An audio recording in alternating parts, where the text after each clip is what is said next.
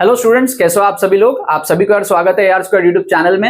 इस वीडियो के अंदर में यार मैं जिलेट के पीवाईक्यूज के अंदर में आपको दिखाऊंगा इंटेलिजेंट गेसिंग कैसे कर सकते हैं। जिलेट 2024 के लिए मैं बैक टू बैक आप लोगों के लिए वीडियोस ला रहा हूं। 29 जून को आपका एग्जाम है, काफी कम टाइम बचा हुआ है आपके पास में और कम टाइम के अंदर मैं पूरी कोशिश कर रहा हूं आपका नंबर बढ़ सके। ठीक है, ये हमारा जिलेट 2024 का एक्सक्लूसिव ट्रिक्स कोर्स है। लास्ट डे के हिसाब से इस कोर्स को डिजाइन किया है, बनाया है।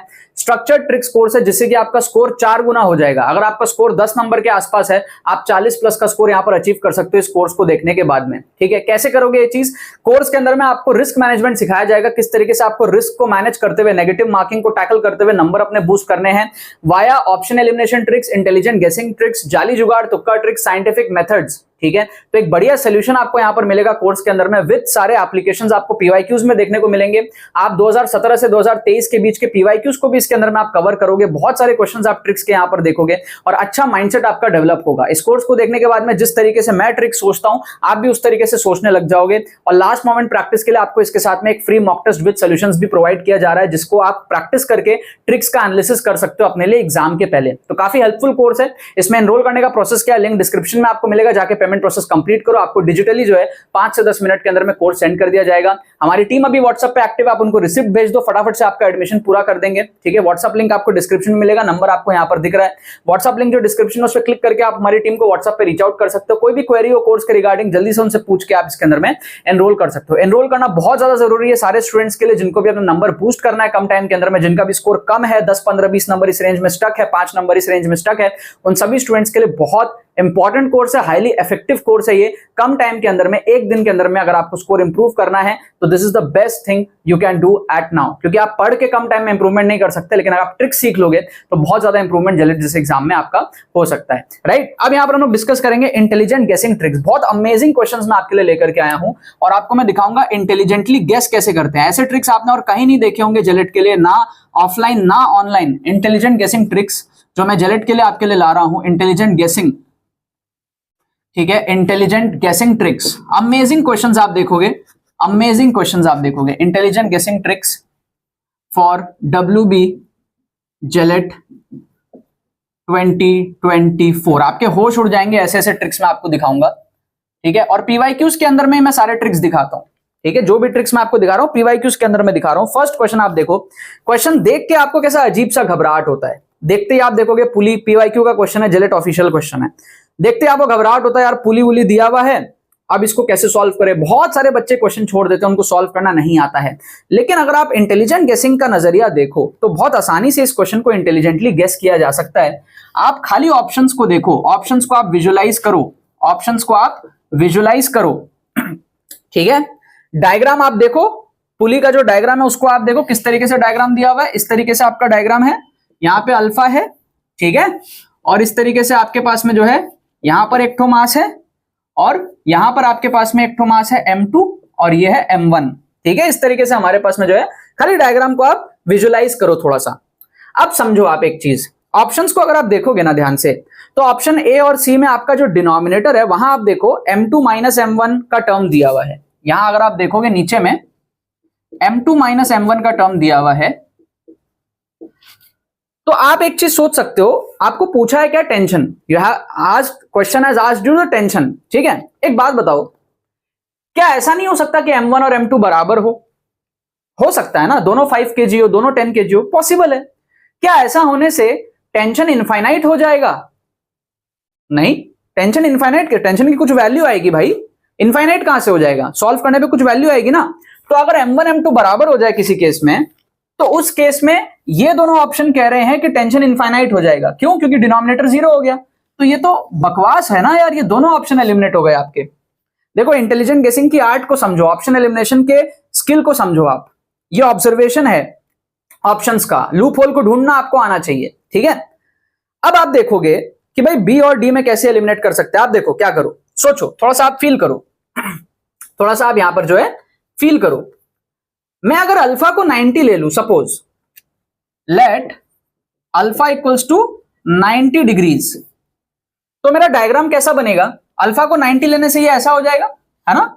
अल्फा को जैसे ही मैं 90 लूंगा तो मेरा इस तरीके से पुल इधर रहेगा, एक मास इधर, एक मास इधर, M1 इधर और M2 इधर, है ना। अल्फा को जैसे ही मैंने 90 लिया, एक बात बताओ, अल्फा को 90 ले रहा हूं मैं, M1 M2 चाहे जो हो, क्या अल्फा 90 लेने से टेंशन 0 ही हो जाएगा?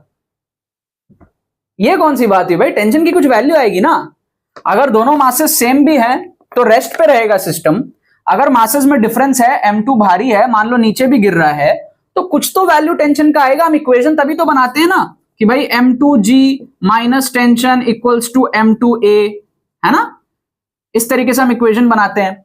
और फिर यहां पे इक्वेशन बनाते हैं tension minus M1A equals to tension minus M1G equals to M1A। अगर ये सिस्टम इस तरफ गिर रहा है एक्सेलरेशन A से, तो हम FBD के अंदर में फ्री बॉडी डायग्राम बनाते हैं और फिर हम इक्वेशन बनाते हैं। M2 के लिए देखते हैं इक्वेशन M2G माइनस टेंशन, है ना, ऊपर की तरफ टेंशन इक्वल्स टू M2A, और यहां पर बॉडी ऊपर जा रही है तो ऊपर टेंशन ज्यादा है, minus M1G equals to M1A, और फिर हम टेंशन सॉल्व करते हैं, एक्सीलरेशन सॉल्व करते हैं। सो टेंशन की कुछ तो वैल्यू आती है।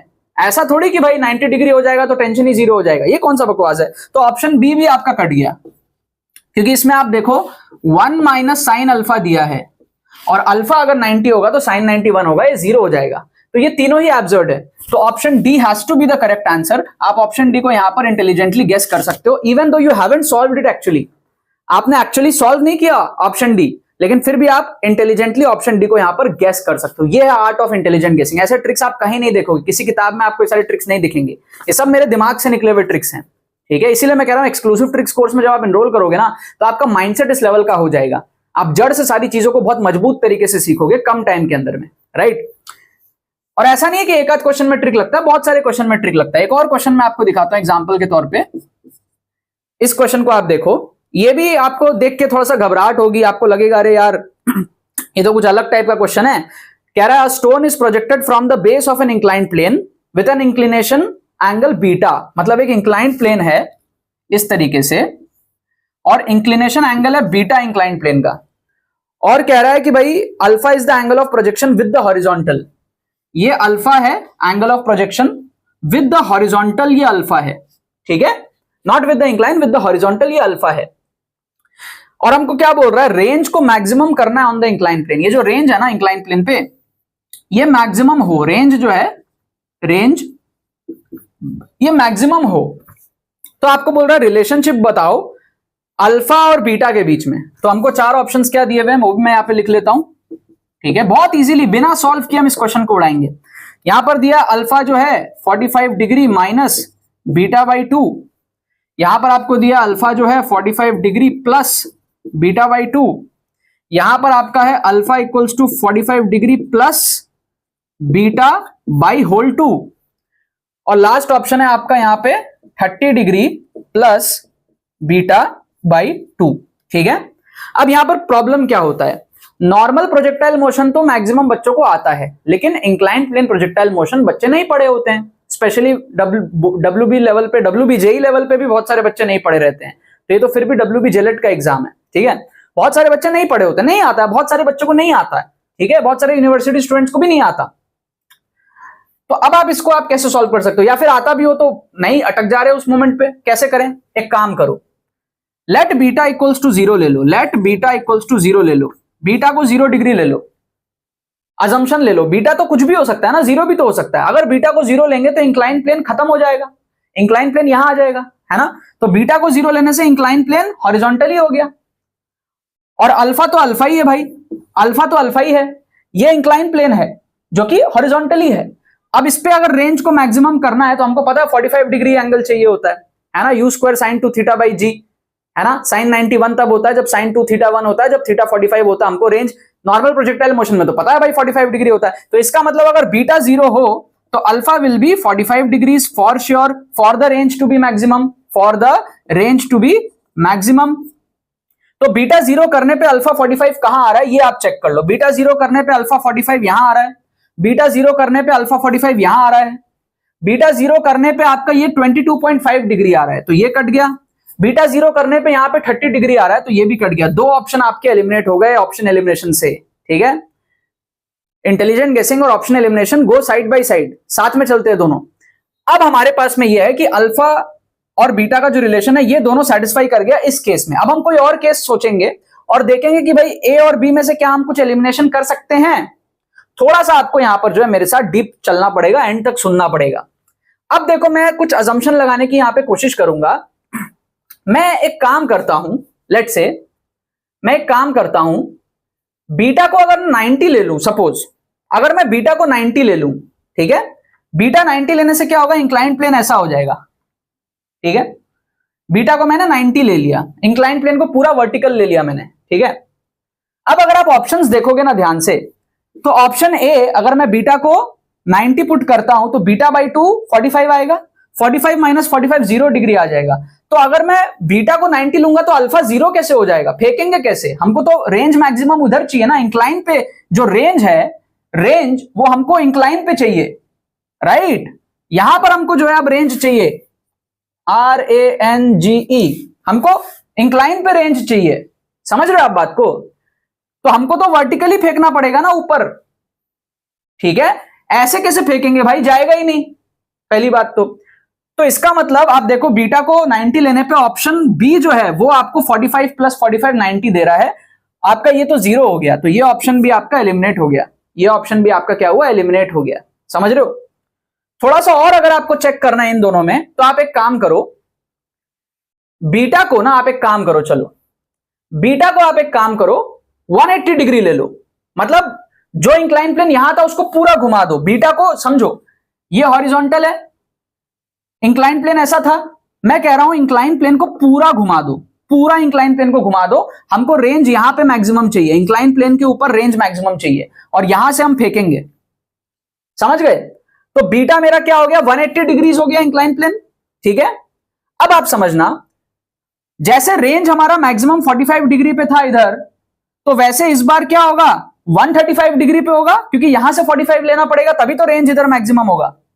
नॉर्मल प्रोजेक्टाइल ही बन गया, लेकिन उल्टे डायरेक्शन का बन गया, तो एंगल 135 आना चाहिए, क्योंकि हमको तो एंगल कंसीडर यहां से करना था। तो इस केस में अगर बीटा 180 हो जाए, इंक्लाइन प्लेन 180 डिग्री पे घूम जाए पूरा, तो अल्फा को 135 डिग्री आना पड़ेगा, तब जाके हमारा रेंज मैक्सिमम होगा इंक्लाइन के ऊपर, हमको इंक्लाइन के ऊपर रेंज चाहिए। अब आप ऑप्शंस में पुट कर लो, अगर बीटा को आप 180 पुट करते हो तो यहां आपका आएगा 180 बाई 2 90, ये आएगा आपका -45, -45 मतलब तो ये नेगेटिव एंगल हो गया इस तरफ, अजीब सा है, हमको तो इस तरफ चाहिए 135 डिग्री। यहां अगर आप पुट करते हो बीटा 90 डिग्री, तो 90 बाई आपका क्या है, बीटा 180 डिग्री है ना, बीटा 180 पुट किया ना हमने, 180 बाई 2 90, 45 माइनस 90 इज -45। यहां अगर आप बीटा 180 पुट करते हो, बीटा पूरा घूम गया इंक्लाइन प्लेन 180 डिग्री, तो 180 बाई 2 आपका आया 90, और 90 प्लस 45 आएगा आपका 135। तो ये आपका सही है ना, अल्फा 135 डिग्री होगा इस केस में, क्योंकि हमको नॉर्मल प्रोजेक्टाइल के लिए पता है 45 डिग्री चाहिए, तभी रेंज मैक्सिमम होगा। तो आंसर हमारा क्या हो जाएगा, ऑप्शन बी हो जाएगा। क्या अनबिलीवेबल ट्रिक्स था ये, पता है आपको, क्या इंटेलिजेंट गेसिंग था यहां पर, पता है आपको। अपने नॉलेज के अनुसार अगर आप क्वेश्चन को सॉल्व कर सकते हो, अपने नॉलेज से अधिक, जितना नॉलेज आप गेन करके एग्जाम में गए हो उससे ज्यादा अगर आप पोटेंशियल का मार्क्स ला रहे हो, you are a real engineer.